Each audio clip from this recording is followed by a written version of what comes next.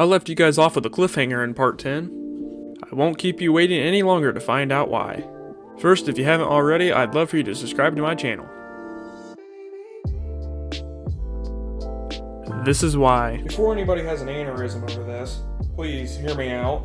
This is actually 2 days later. I realized that after, hours of working on this with, the camera rolling, that it was going to be extremely boring for you to watch, so I just didn't record it all. So, yeah, I know, it looks horrible. There's a lot of factors that go into why it looks horrible, but I'm not going to get into that because it's just excuses. But I consulted Cameron again, and he said to leave it the way it is, but make a big square patch panel to put on the back side and tack it in, and then that way when he goes in with body filler, it will hold in all those big crevices, and it's not so thin and weak. Granted,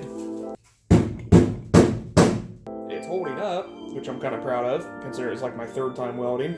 So now I'm gonna take the time to make another patch panel to fit it in the back.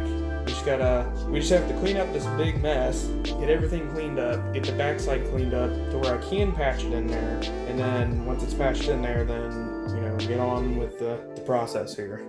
After a few more hours, I got the backside ground down and ready to be welded.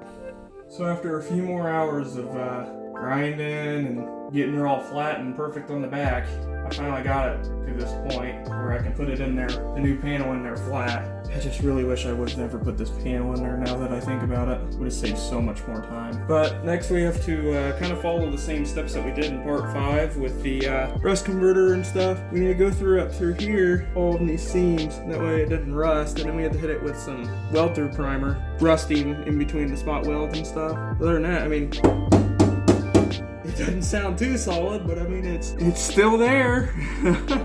After all that grinding, it's still there. It looks horrible, but it's still there. Basically the same process as part 8.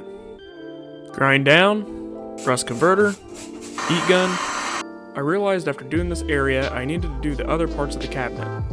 For the other parts, I repeated the process just like before. So here's a quick time lapse of all the other parts.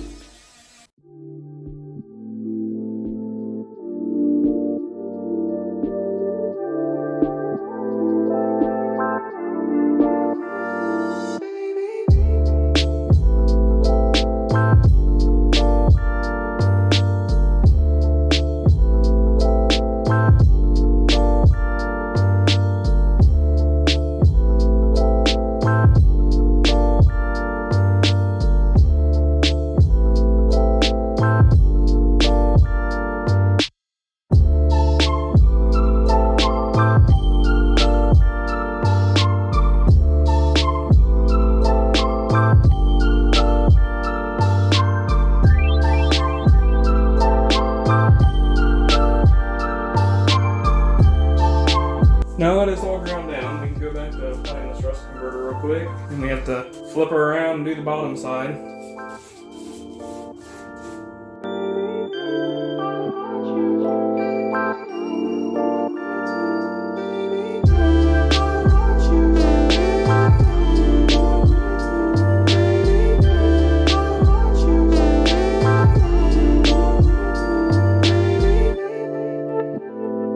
Okay, now to grind down there.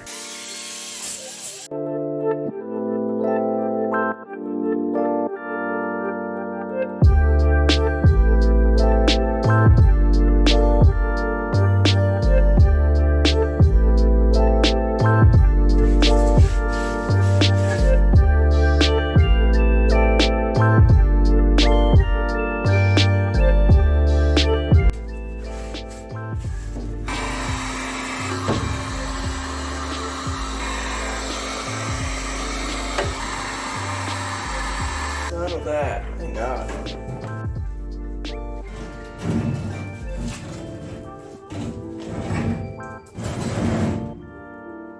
Because Cameron from part 5 told me to just make a panel for the inside, I'm going to take some measurements. Back to the sheet metal from part 10. This shouldn't be too hard to cut.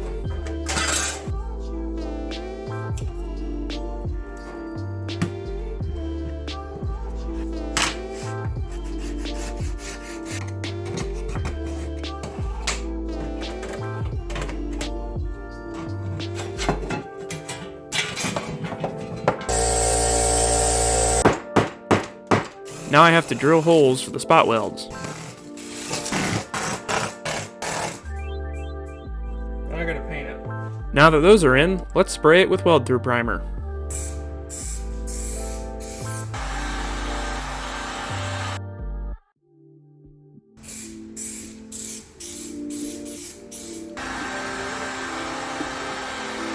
Not too bad this time. Part 8 I did a horrible job painting.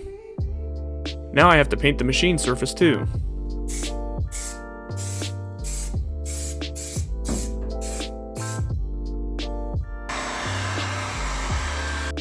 Now I'm ready to weld. Gnarly.